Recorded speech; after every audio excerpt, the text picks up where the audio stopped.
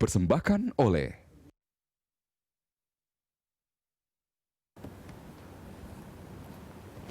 Apa kabar pemirsa? Senang sekali saya Eliza Hasan kembali menjumpai Anda.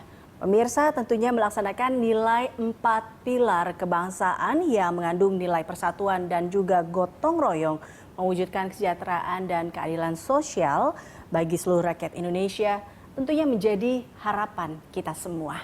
Nah, ini bagaimana tentunya mengimplementasikan dalam pemilihan serentak 2020 ini dan juga bagaimana sebenarnya menanamkan 4 pilar kebangsaan dalam pendidikan nasional. Kita akan membahasnya dalam 30 Minute with MPR RI.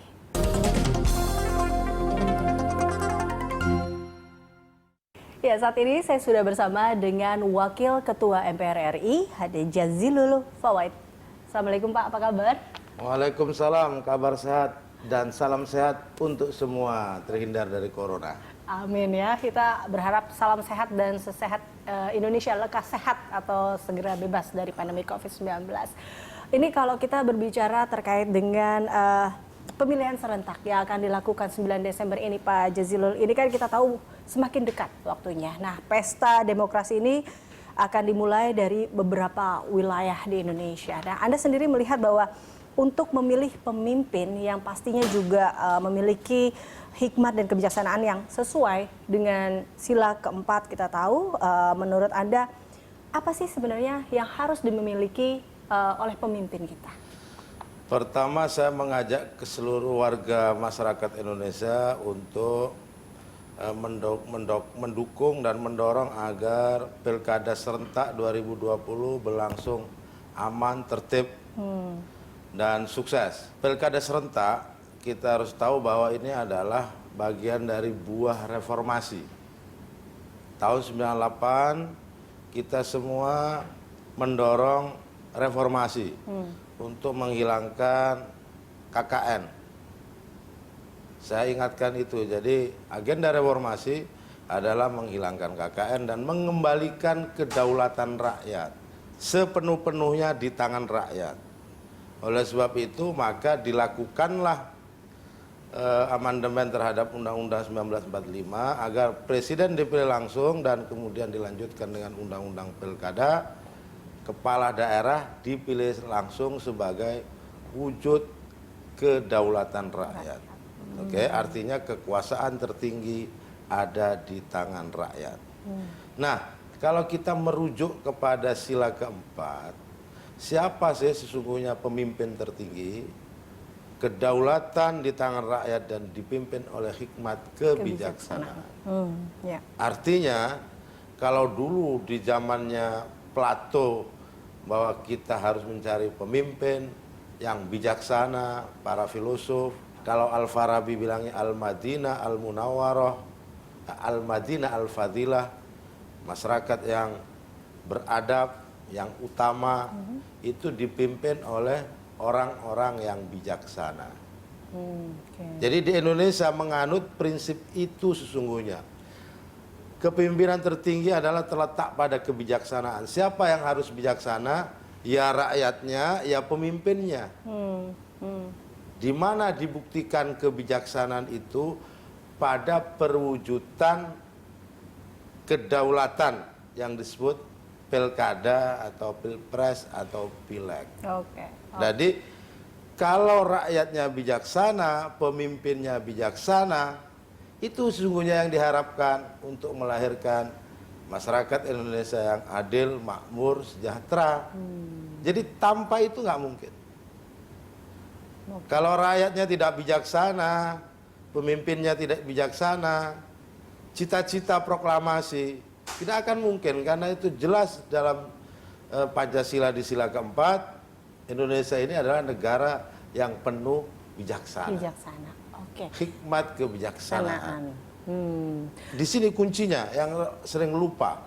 Berarti kata kuncinya di sini adalah kebijaksanaan yang dimiliki oleh masyarakat dan juga pemimpin. Penting. Nah, kalau kita berbicara demokrasi di pesta demokrasi ini, Pak Jazilul, ini kan bagaimana agar demokrasi itu sendiri pun tidak bergeser dari pakemnya. Menurut Anda bagaimana seharusnya? Nah, begini, demokrasi itu butuh tahapan.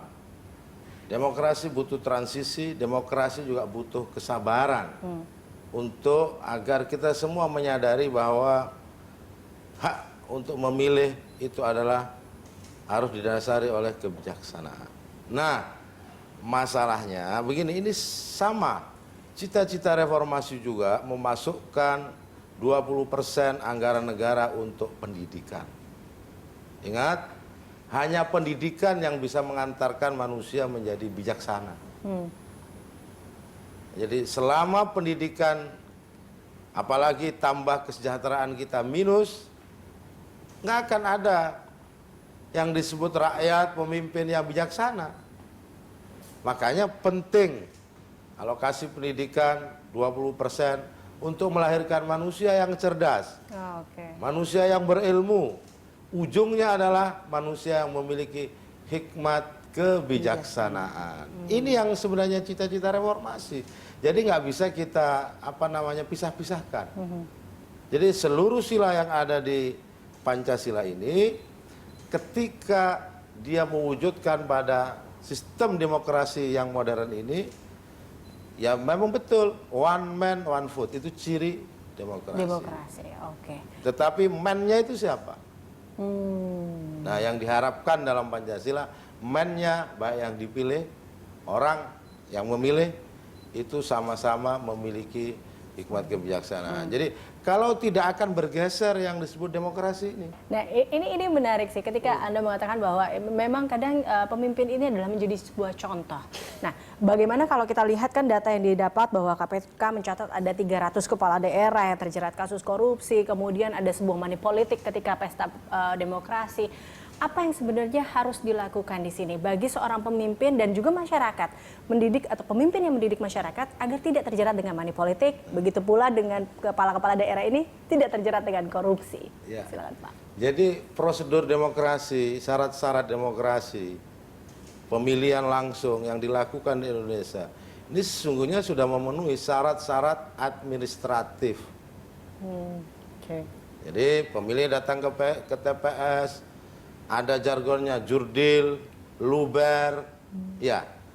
Tetapi patut kita menyangsikan. Jadi dari prosedur administratif yang sudah dilakukan, kenapa outputnya ada masalah? Itu artinya ada prosedur etika demokrasi yang di situ pasti dilanggar. Misalkan di situ ada money politik. Mungkin cara memenangkannya dengan money politik transaksional, atau cara memenangkannya dengan pola hoax, memfitnah, membodoh-bodohi masyarakat. Maksudnya memfitnah itu membohongi, ya kan? Berjanji yang tidak ditepati gitu. Nah, itu adanya di dalam etika sebenarnya. Dalam aturan demokrasi semua dilaksanakan. Kan ada Bawaslu, ada KPU. Nah, saya berharap semua penyelenggara juga melakukan pendidikan politik dan kita semua.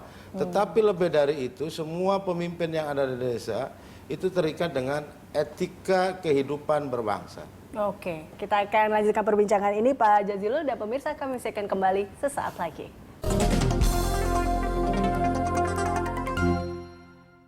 Dipersembahkan oleh Anda masih bersama kami dalam 30 Minutes with MPR RI dan saya masih bersama dengan Wakil Ketua MPR RI Jazilul Fawait. Pak Jazilul, ini kalau tadi ya cukup mungkin masyarakat mengidolakan pemimpin yang bijaksana, pemimpin yang kita berharap bahwa ada yang merasa gagal lalu dia mundur gitu kan karena merasa saya mengecewakan masyarakat. Tapi apa sih kenapa kita kehilangan sosok seperti itu menurut Anda? Itu sebenarnya saya selalu kembali kepada pola pendidikan dan sistem pendidikan. Pendidikan itu begini, kalau diajar Dewantoro ada 3 level atau tempat pendidikan. Pertama di dalam keluarga, budaya malu kalau tidak sesuai, tidak melaksanakan tanggung jawab. Yang kedua di sekolah. Yang ketiga di pergaulan sosial. Nah, kita ini termasuk budaya kita itu budaya yang sedikit permisif sebenarnya. Nah, kembali tentu untuk menciptakan cara pandang budaya yang memiliki etika tanggung jawab itu tidak mudah. Ya. Nah, rekrutmen pemimpin itu lahir dari partai politik. Nah, ini di sini pendidikan politik di partai politik itu juga penting. Kuncinya menurut saya ini soal karakter. Dulu Pak Jokowi itu mencanangkan yang disebut revolusi mental. Pertanyaannya kepada siapa? Kepada rakyat, kepada pemimpin, untuk apa? Takarannya seperti apa? Tetapi sepanjang pengetahuan saya, ini diarahkan kepada para pemimpin supaya memiliki mentalitas yang bijaksana. Bijaksana itu apa?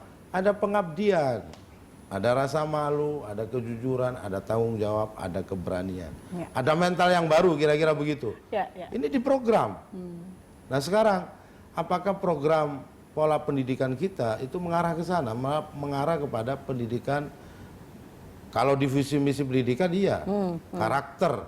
Ini kembali kepada itu. Nah, ini dia terkait dengan pendidikan dan kurikulum. Anda sendiri melihat bahwa apakah saat ini bisa dikatakan sudah cukup mengenalkan 4 pilar kebangsaan kepada anak didik yang bisa dikatakan dari sekolah dasar sampai dengan perguruan tinggi nggak sih Pak menurut Anda?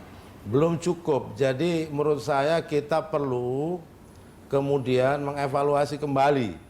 Sesungguhnya dulu yang waktu saya, zaman saya itu ada di SD itu mata pelajaran PMP, Pendidikan Moral Pancasila. Kemudian setelah itu diganti oleh PPKN atau apa, Pendidikan Kewarganegaraan. Lebih dari itu mau disebut apapun menurut saya penting, dan di MPR ini sudah melakukan MOU dengan BPIP, dengan Diknas, kita juga sudah menyurati agar siswa sejak SD, sejak awal sudah mengenal apa yang disebut Pancasila. Karena apa? Karena kita perlu mengenalkan etika dan cara pandang dari prinsip-prinsip dasar budaya Indonesia gitu. Sangat disayangkan dulu memang Pancasila kemudian dikritik karena sempat digunakan oleh tanda kutip rezim gitu untuk mempertahankan rezimnya atas nama Pancasila. Tetapi itu tidak menjadi alasan kemudian kita menghilangkannya. Karena apalagi sekarang era multimedia, era global, era cyber, terus pertahanan saringan kita apa? Kalau ada nilai-nilai yang baru, kita itu kan pasti punya nilai-nilai untuk menyaring. Nah, Pancasila itu fungsinya adalah untuk menyaring itu, 4 pilar untuk menyaring itu. Nah, sekarang anak muda kita yang disebut generasi milenial, itu bisa jadi generasi tanpa saringan. Dia belajar di YouTube, belajar di Google, tanpa dia mengenal karakter, budaya, cara pandang bangsa Indonesia, itu dia menjadi warga di dunia tanpa saringan. Siber ini kan menghubungkan orang lintas budaya, lintas etnik, lintas pemikiran. Nah, kita selaku bangsa memiliki jati diri. Itu yang disebut dengan Pancasila dan 4 pilar. Nah, jati diri kita ini kepada generasi kita ini pakai metode apa? Kalau bukan pendidikan. Nah, tapi Anda sendiri melihat generasi milenial yang saat ini dengan begitu besar perkembangan teknologi dan globalisasi yang masuk ke dalam dunia digital, seperti apa Pak Jazilul, bahwa mereka bagaimana menilai Pancasila itu sendiri? Jadi gini, generasi kita, anak-anak kita yang muda ini itu lebih cepat pandai menerima ilmu daripada generasi kita yang lalu, karena kita memiliki banyak cara untuk mendapatkan ilmu. Tapi jangan kemudian anak-anak kita hanya menjadi kolektor ilmu. Nah, di sini yang dipentingkan di dalam pendidikan, Dengan ilmu yang banyak, kemudian dia memiliki karakter yang baik, budi pekerti yang baik, itu satu hal. Anak-anak kita lebih pintar dibanding generasi kita. Sebab apa? Akses terhadap ilmu pengetahuan banyak. Tetapi pintar belum tentu dia memiliki karakter dan budi yang baik, yang disebut bijaksana tadi. Nah, menurut saya penting pendidikan nasional sejak dari awal memasukkan nilai-nilai Pancasila di dalam kurikulumnya. Sebagai apa? Agar anak-anak kita, generasi kita memiliki cara pandang dan jati diri. Yang kedua, anak-anak kita memiliki saringan terhadap budaya-budaya atau ilmu-ilmu yang lain yang akan masuk di era global ini. Oke. Kita akan lanjutkan Pak Jazilul usai jeda, dan pemirsa tetaplah bersama kami dalam 30 Minutes with MPR RI.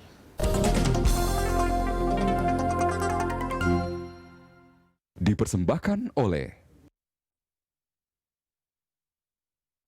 Kembali bersama kami dalam 30 Minutes with MPR RI, masih bersama saya tentunya Pak Jazilul Fawait.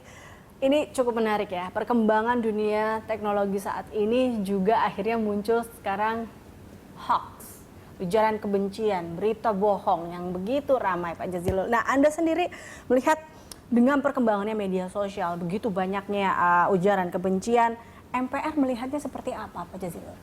Ya, begini, sebenarnya kemajuan teknologi ini, siapa pengguna terbanyaknya? Kalau dilihat dari hasil survei, pengguna terbanyaknya rata-rata di usia muda, usia 18 sampai 25, atau yang sering disebut sebagai generasi milenial. Nah, para pemimpin kita hari ini sebenarnya ini adalah generasi kolonial. Dari sisi waktu atau apa itu, Gen Z atau apa. Nah, tetapi yang perlu saya sampaikan bahwa ada watak yang berbeda dari media sosial, dari penggunaan media sosial maupun cyber hari ini. Dan seringkali disebutkan bahwa budaya-budaya baru itu bersamaan dengan jejaring media. Nah, apalagi kalau dimasuki dengan sesuatu yang negatif, itu yang disebut dengan hoax. Berita yang tidak bisa dikonfirmasi positif dan negatifnya, dan kebanyakan berisi fitnah, itu disebut hoax. Nah, hoax ini diproduksi memang untuk melakukan penyesatan. Nah, orang menyebutnya hari ini disebut sebagai perang asimetris atau perang tanpa sudut. Dulu para pejuang kita jelas yang mau menjadi musuhnya jelas. Era kolonial itu jelas. Imperialisme, penjajahan itu musuh kita. Nah, hari ini anak-anak muda belum sepenuhnya paham bahwa yang disebut berita hoax, fitnah itu musuh. Malah sebagiannya kecanduan. Menikmati ya. Menikmati gitu. Menikmati fitnah. Karena mereka juga yang memproduksi fitnah, itu juga canggih membangun narasi, utamanya buat anak-anak muda. Bagaimana dengan undang-undangnya Pak? Ini kan kita juga tahu bahwa sejauh ini kan peraturan undang-undang, apakah menurut Anda sudah mengikat atau tidak? Undang-undang itu diperlukan ketika orang tidak dalam posisi kesadaran. Undang-undang itu hukuman sebenarnya. Semakin banyak undang-undang di sebuah negeri, semakin jelek negeri itu. Nah, sebelum sampai melakukan law enforcement dengan undang-undang ITE, itu ada penyadaran, langkah-langkah penyadarannya di mana. Sebenarnya kalau dikit-dikit undang-undang penegakan hukum, loh, masyarakat ini kan punya hak untuk diberikan penyadaran, apalagi kepada anak-anak muda. Itu satu. Yang kedua, terkadang menggunakan undang-undang, apakah itu ETE atau yang lain, itu kadang bisa subjektif. Bisa pakai pasal karet. Apalagi menyangkut undang-undang ITE yang dulunya itu sebenarnya untuk kejahatan perbankan. Nah, menurut saya kembali sebelum kepada undang-undang, anak-anak generasi kita dan kita semua harus dilakukan oleh negara dan kita semua agar penyadaran menggunakan media sosial. Oke. Sekaligus memberikan panis ketika seseorang melakukan fitnah dan hoax. Kalau di kita enggak, kalau ada yang menyebarkan fitnah kita malah tepuk tangan. Ini kan bahaya menurut saya. Oke. Kesadaran seperti itu penting. Dari mana munculnya kesadaran? Sekali lagi dari lingkungan. Baik lingkungan pendidikan dan lingkungan sosial ini perlu diperbaiki. Nah, menurut saya negara juga punya badan cyber. Ya. Punya badan sandi negara, cyber. Penting menurut saya itu ini melakukan fungsinya untuk menyaring siapa, dari mana. Pak Jazilul, ini juga kita lihat bahwa sebuah terobosan baru, kalau kita berbicara media sosial, ini sebuah terobosan baru juga yang dilakukan dalam mensosialisasikan 4 pilar ini adalah dengan menggunakan atau membuat konten YouTube yang menggandeng beberapa artis. Nah, ini kira-kira menurut Anda apa yang akan dilakukan MPR ke depannya lagi tentunya dalam mensosialisasikan 4 pilar ini? Oke.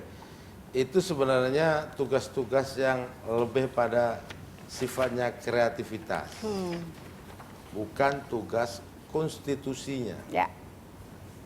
Tapi sekali lagi, di era ini butuh kreativitas untuk menyampaikan pesan.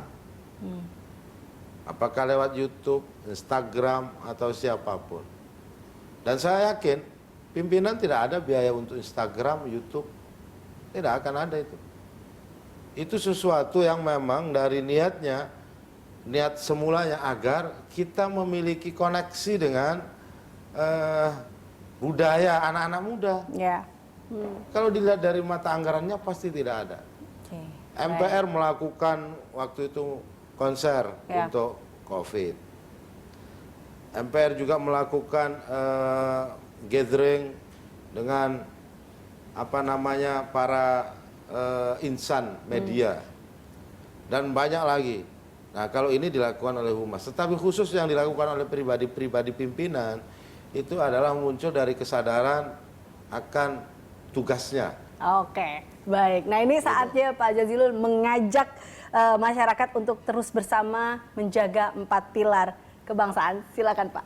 Saya mengajak kepada anak-anak muda kita yang hidup di zaman milenial ini dengan kultur global yang sangat terbuka untuk membentengi dirinya dengan jati diri selaku bangsa, selaku warga negara yang memiliki nilai-nilai luhur yang disebut dengan Pancasila dan pilar-pilar lainnya.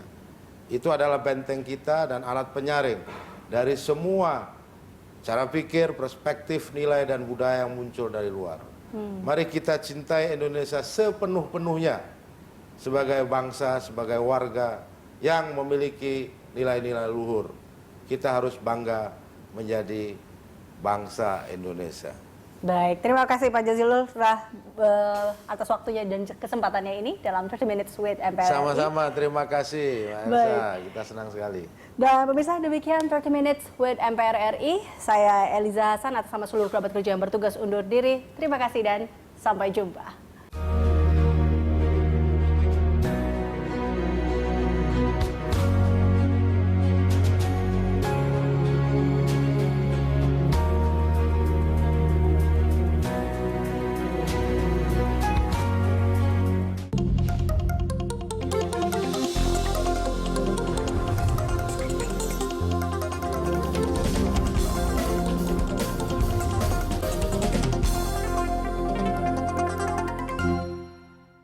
Dipersembahkan oleh